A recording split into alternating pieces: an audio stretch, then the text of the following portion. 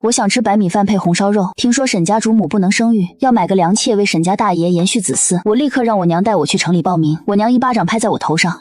老娘生了3个娃，就属你最傻。我执意要去城里当妾，想去吃香的喝辣的，不再饿肚子。我娘看了一眼躺在床上的爹，叹了口气。夜里等弟弟妹妹都睡下，我娘悄悄将我拉到灶房，她煮了一锅稠稠的糙米饭，里面放着甜丝丝的红薯。这还不算完呢，我娘竟然还给我用猪油炒了一碗豆苗菜，还从斗柜里拿出最后2个鸡蛋，冲了满满1碗糖水鸡蛋。灶房里飘满了香味儿，我的肚子咕噜噜的叫唤着。当看到我娘把最后一块肉给我煎了以后，我的馋劲儿消失了大半，我嗷的一声哭出来。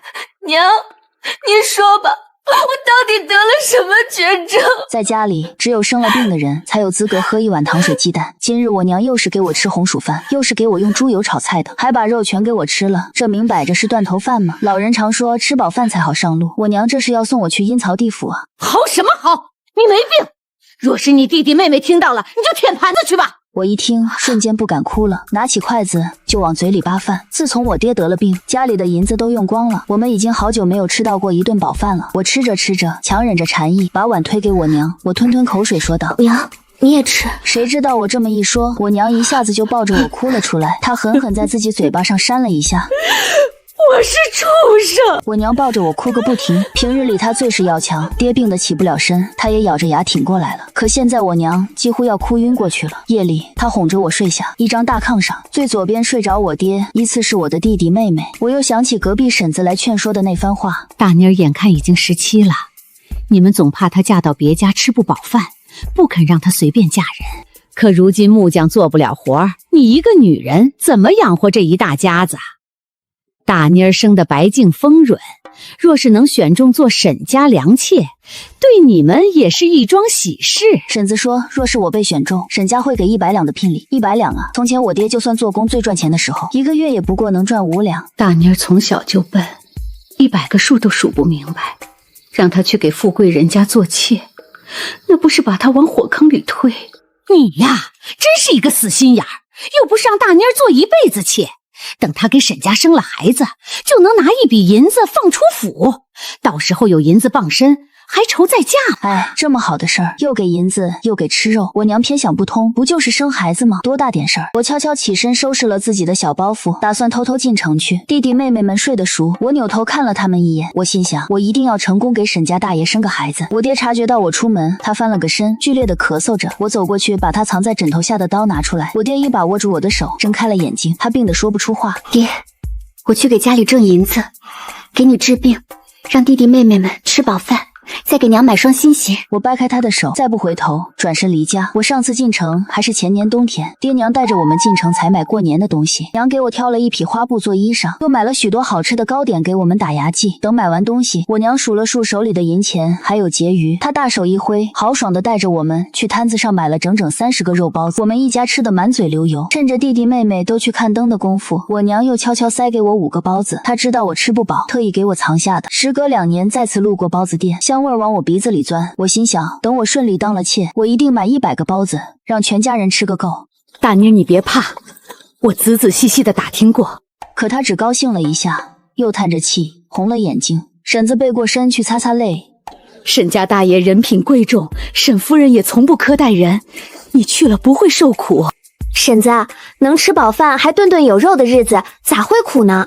大妮儿，你是个有福气的。婶子掏钱给我买了4个包子，又给我换了一身自家姑娘的旧衣裳，把我打扮妥当，嘱咐了许多，这才带我去了神府。我跟其他待选的3个姑娘一直站在中庭等着，大约站了1个多时辰，身边的姑娘一个接一个倒下了，唯有我还站着。这个时候出来一个面目和善的漂亮姐姐：“夫人定下您了，奴婢玉镯，以后伺候姨娘。”沈家人果然守信，给了我家100两银子，而我住在一个僻静的院子里，竟然一天能吃3顿饭，顿顿有肉不说，还管饱。我每次都只吃掉一半，把剩下那些饭菜偷偷藏起来，打算找机会带出去给家里人尝尝。这天来送饭的玉荣忍无可忍，她从衣柜里拿出1碗红烧肉，从床下面拖出1盆白米饭，又从花瓶里拿出一堆糕点。她瞧瞧我，又环顾四周，我心虚地往房梁上看了一眼。玉荣嘴角抽搐，喊人爬上房梁，把我好不容易放上去的果子拿下来。我沮丧地看着那些被没收的食物，恨自己没有保护好它们。玉荣和善地说道：“姨娘，这些吃的放久了会坏掉，吃多了要闹肚子的。”不会闹肚子的。我上个月吃了乡绅家不要的剩菜，根本没事儿。我一向吃得多，从前爹能干活的时候，从不让我饿着。可是后来他病了，我便不能吃那么多了，否则娘跟弟弟妹妹更吃不上几口饭了。乡绅是10里8村最有钱的人家，他家吃不完的剩饭菜都是喂狗的。有一日，我实在是饿得不行，便去钻狗洞偷了点狗食。我想起那日偷吃狗食的事儿，眼神一飘，这事儿可不能让玉荣知道。玉荣听了，轻轻地凝视着我，我越发觉得他看穿了我，我不敢再隐瞒。其实也不是乡绅家不要那些饭菜了，那他倒在狗盆里了吗？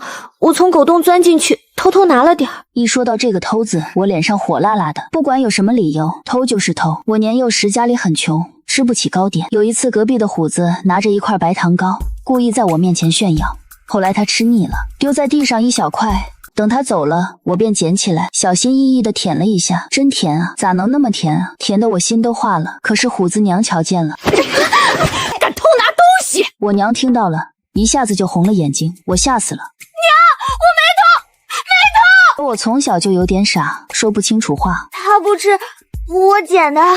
我娘跟虎子他娘狠狠打了一架，她凶狠狠地说道：以后再敢污蔑我闺女是贼，我就撕烂你的嘴！我娘把我带回家里，我以为她会打我，可她没有，拿着4块白糖糕。大妮儿，娘相信你没有偷白糖。我娘敲了敲我的脑袋说：但是你以后不能再捡虎子的东西吃，它脏得跟泥鳅一样，你不嫌弃它呀？那干净人扔的东西我能吃吗？我娘一阵无语。那也不行，不能吃别人的口水，你赶紧吃白糖糕吧。我太羞愧了，哭得脑子发昏，恨自己嘴馋。我知道这些白糖糕很贵，买了这些我家里要吃好几天的稀饭。我爹回来了，知道这事儿以后笑了笑。大妮啊，你真不想吃这香香的、软软的、甜甜的白糖糕啊？那爹就吃了。爹，大妮要吃。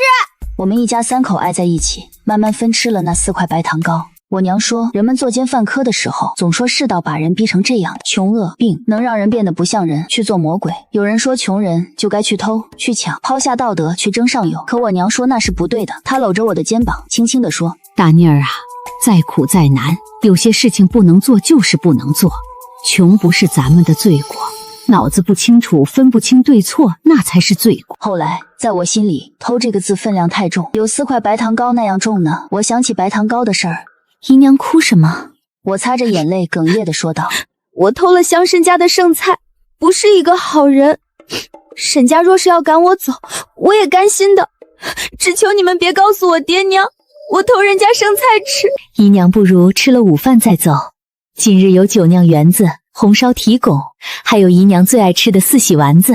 我本不想吃，毕竟我要走了，不能占人家便宜。可玉荣说这些都是给我做的，若我不吃，只能倒掉。要倒也倒我嘴里。吃饱了饭，我没走成。玉荣掐着指头算算，我若是这么一走啊，不单单要把那100两还回来，还要赔给沈家20两银子的饭钱，还是留下给沈大爷生个孩子来的划算。玉荣带我洗了个暖暖的热水澡，又给我换了一身新衣裳。他叮嘱着：你千万别在大爷面前提起你吃过狗食的事情。到了夜里，玉荣牵着我的手去了一个安静的院子里，他仔细地说道：你穿过花园往左转，右手边第1扇门便是大爷房间，他夜里不爱点灯，你只管脱了衣裳往他床上铺。玉荣见我懵懵懂懂，又说了许多，什么就算大爷推拒，我也要坚持。我裹紧了披风，进了园子，一进去闻着满园子花香，我就有些迷糊。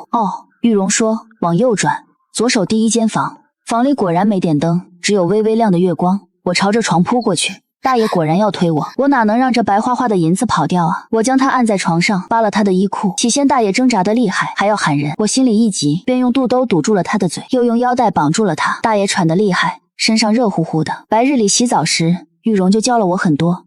我依稀记得他说什么亲啊咬啊的，我心里嘀咕着，总不能让我咬大爷吧，这可不恭敬，那只能是大爷亲我咬我。我下了决心，不管再疼都忍着。大爷靠坐在床头，帘子挡住了许多光，我瞧不清他的脸色，我依偎过去，把他的头往被子里推。折腾了半宿，大爷睡着了，可我肚子有些饿了，被桌上的清梨味吸引过去，不由自主地拿着梨啃了一口。啃完以后，我又怕明日大爷发现少了一个，嫌我嘴馋把我赶出去。我想了想，把啃了一口的梨塞到大爷手里，这样一来，他铁定觉得是他梦里吃的。嘿嘿，我也挺聪明的嘛。我出了门，瞧见玉荣脸色惨白地站在外头。玉荣姐姐，我照着你说的做了，一点没出差错。玉荣却摸着我的头发，叹道：“姨娘是不是分不清左右？”当然分得清，这是左。玉荣闭上眼睛，都是我的错。既然已经犯下死罪，不如将错就错，在主子病好之前，让她怀上孩子。也许主子能看在孩子的份上，饶她一命。连着1个月，玉荣都夜里带我去爬沈大爷的床。他叮嘱我许多次，千万别让大爷看见我的脸。玉荣说：“大爷脑子不好，若是他夜里瞧见这圆圆的脸，犯迷糊，把你当馒头吃了怎么办？”所以今夜大爷跪在窗前，要借着月光看我的时候，我连忙躲开。我用布蒙住他的眼，晃荡着双脚，踢着他的胸口。他低头吻住我的脚踝，凉凉的唇不断的往上移。我听到大爷声音迷幻的说道：“从前病时，只觉得漫天影子到处都是声音。如今竟然夜夜都是这种旖旎梦。只是奇怪，我平素里并不爱吃零嘴，为何每日醒来手里总有些咬过的果子糕点？”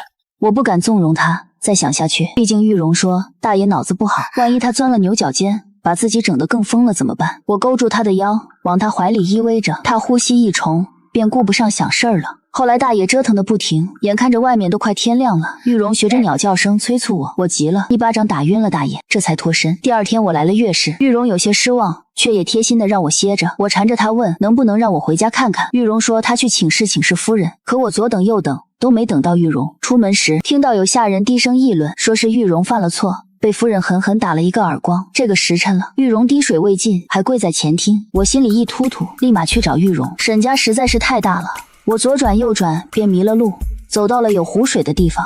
你忤逆你娘，娶了林从宁，保她免受流放之罪。可我看她并不领情啊，还给你买了一房妾室。沈大爷果然像婶子描述的那样，长得眉目疏朗，相貌堂堂。他忽然笑着说道：“说起我那个妾室，有一日我去看她，听到她跟玉荣，我忧心玉荣，冲出去打断他们的话。大爷，前厅在哪儿？你能带我去吗？”这还是我们两个头一次在白天相见。我记着玉荣说大爷脑子不好，绝不能主动提起夜里的事情。莫急，慢慢说，到底出了什么事情？到了前厅，我瞧见玉荣跪在院子里，脸被太阳晒得通红。你自甘下贱，要去给那个抄了咱们家、杀了咱们爹的人当奴作婢。那我这个做夫人的罚你，你就得认。玉荣竟然是夫人的妹妹，我瞧见夫人嘴里骂得很，可眼里分明闪过一丝泪光。玉荣跪在地上，面色平静，一言不发。我娘常说，一家人打断骨头连着筋，亲姐妹哪有深仇大恨。夫人，你别伤心，有什么天大的事情，咱们坐下来吃顿饭，再慢慢聊好不好？夫人一听，眼泪便落了下来。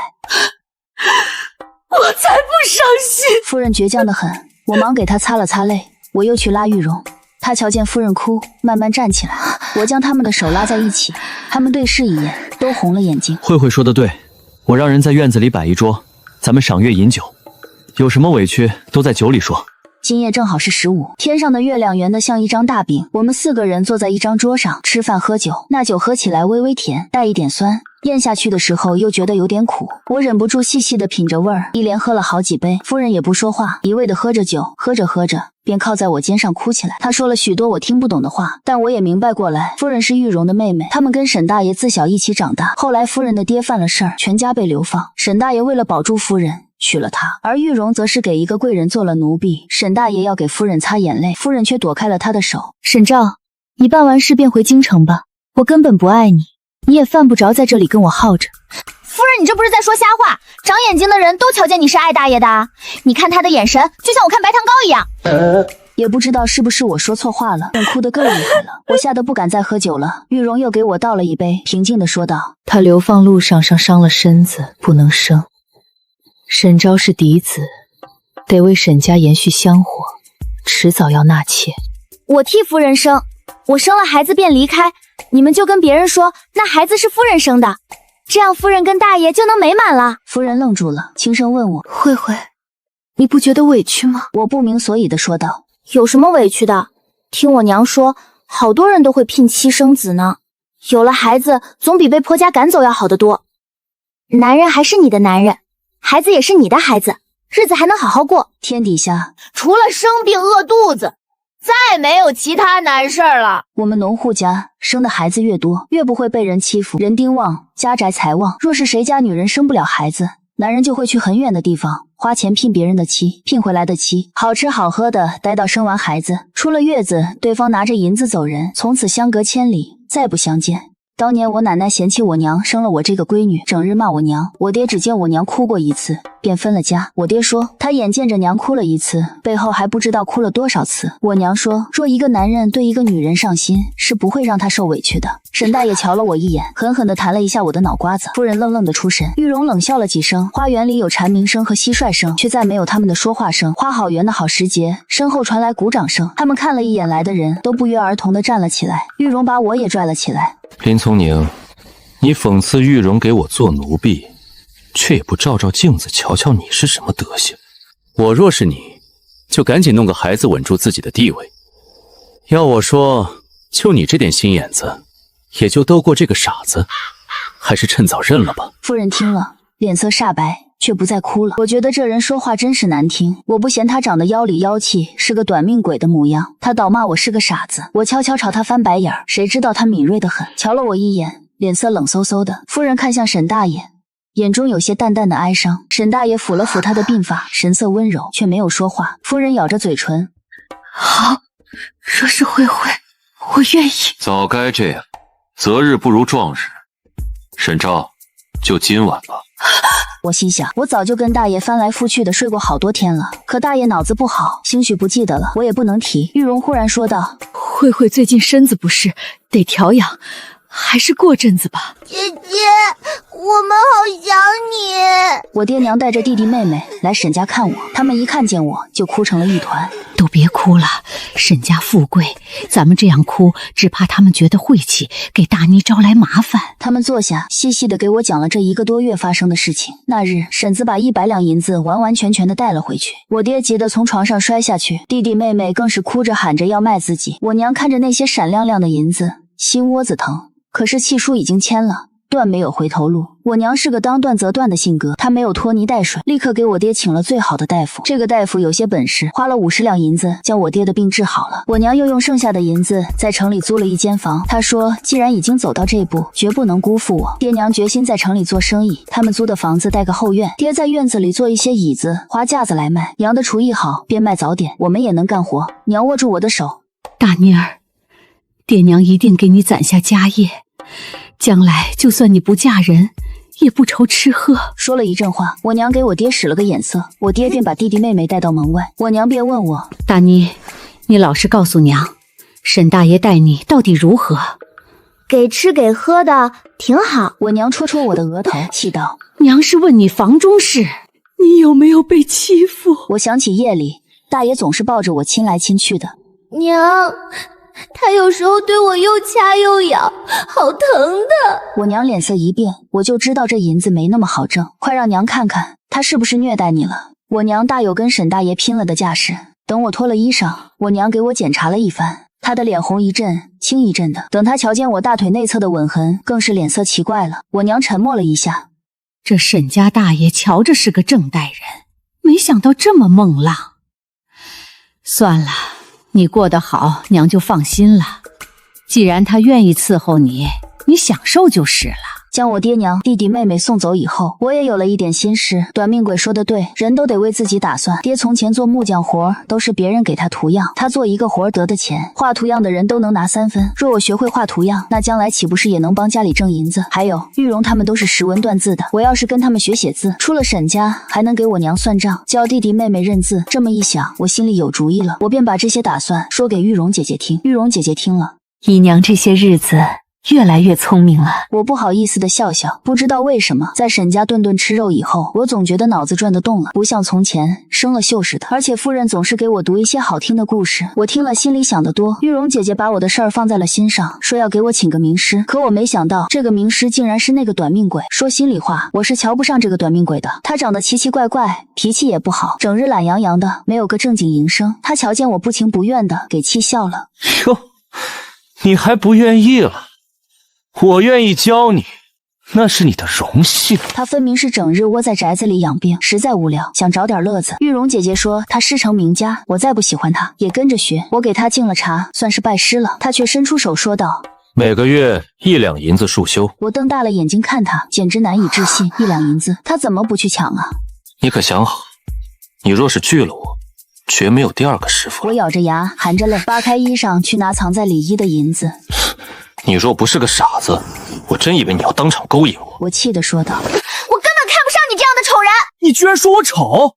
你知不知道多少人为了看我一眼，守在我家门口？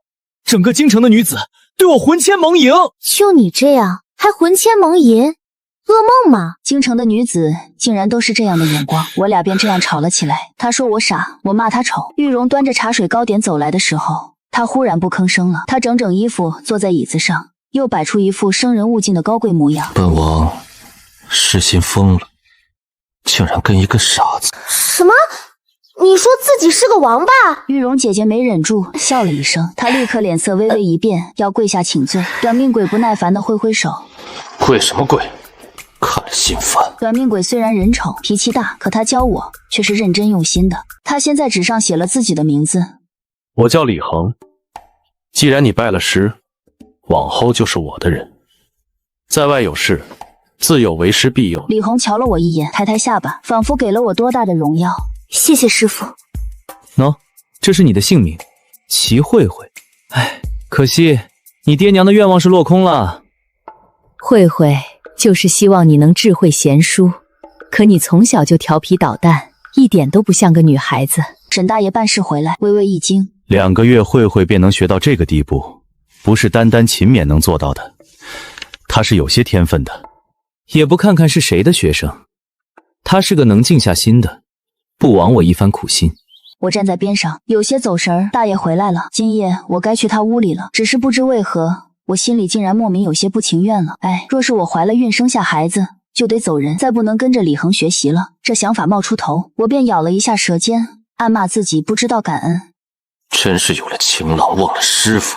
行了，天色已晚，你也滚蛋吧。沈大爷笑着摸摸我的头发，牵起我的手。走的时候，我袖子里藏着的青梨掉出来，咕噜噜的滚到了桌下，咕噜噜的滚到了桌下。哎呀，李恒最讨厌我上课的时候吃东西，我是啃了一口，赶紧藏起来的。算了算了，反正李恒也没瞧见，下次上课我再偷偷拿走吧。齐慧慧跟着沈照离开，这书房登时就冷清下来。李恒靠在椅子上，越待越觉得心里烦躁。近2个月他都没有再做那个梦，有时候刻意停了药，盼着入梦，可是闭上眼只有无尽的幻想，折磨得他发疯。今夜他注定无眠。他看着桌上的纸上李恒跟齐慧慧这2个名字，那个傻丫头已经写得不错了，他们的名字亲亲热热地挨在一起，仿佛他们才是夫妻一般。纵然平日里李恒总说齐慧慧是个傻子，可他心里却不得不承认，有这样一个妾室是沈照的福气。论姿色，齐慧慧身材风韵白皙，杏眼圆脸，娇憨漂亮。论性情，她善良踏实，好学勤勉，珍惜感恩，就连她的父母、弟弟妹妹都是互相帮扶的。李恒越想越觉得齐慧慧优点挺多。外面夜色正浓，他们2人估计已经进了房里。沈照这人面上和善，心里却是凉薄的。林从宁自小跟他定亲，沈照待他与众不同，他便觉得沈照爱他。其实沈照爱的也不过是他林千金的地位。后来娶她，虽然念一些旧情，可是沈照心里也有自己的算盘。他是踩着林香的尸骨爬上去的，他有愧。男人嘛，想建功立业，总有牺牲。李恒把玩着腰间的玉佩，让人去找玉容过来。如今齐慧慧是他李恒的半个徒弟，什么人嫁不得，犯不着去做沈照的妾。这么一想，李恒心里舒畅了。等玉容把七书拿来，让齐慧慧得个自由，放他回家跟爹娘团聚。他要是知道了，还不高兴地翘起尾巴。谢谢他这个当师傅的。李恒已经有些等不及了，蹭的一下站起来，把椅子都带翻了。他俯身去扶椅子，低头一看，桌下滚着一只青梨。李恒捡起青梨，心里暗骂齐慧慧那个傻子，又背着他偷吃东西。一开始是不在意的，可当他看到上面那个牙印子的时候，慢慢眯起了眼睛。那些旖旎的梦又在他心里翻涌起来。李恒把之前那些已经枯萎的果子、坏掉的糕点全都摆在了桌上。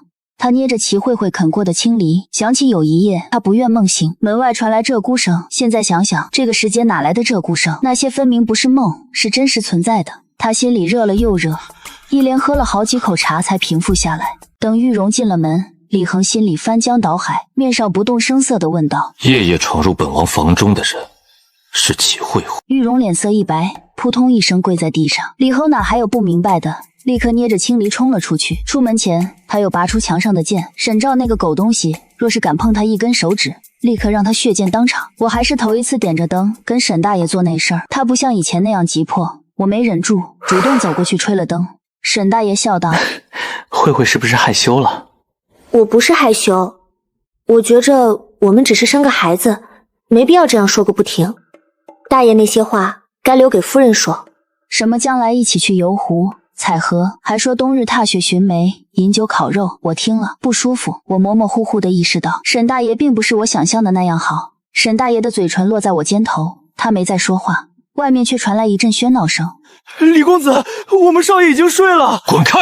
门被人重重地踹开，李恒提着一把剑冲进来，玉荣提着灯笼紧随其后，把整个屋子都照亮了。李恒瞧见我躺在沈大爷身下，深吸一口气，狠狠砍断了床帘。沈大爷先是一愣，我裹着被子迷茫地看着李恒。师傅，出什么事情了？沈大爷看看李恒，皱了一下眉，默不作声地出去了。李恒脱下衣裳裹住我，将我抱着离开。出门前，我瞧见沈大爷跪在地上，头也不抬。李恒路过的时候，将他一脚踹翻在地上。我都是哄着他、求着他的，你倒好，竟敢让他伺候你！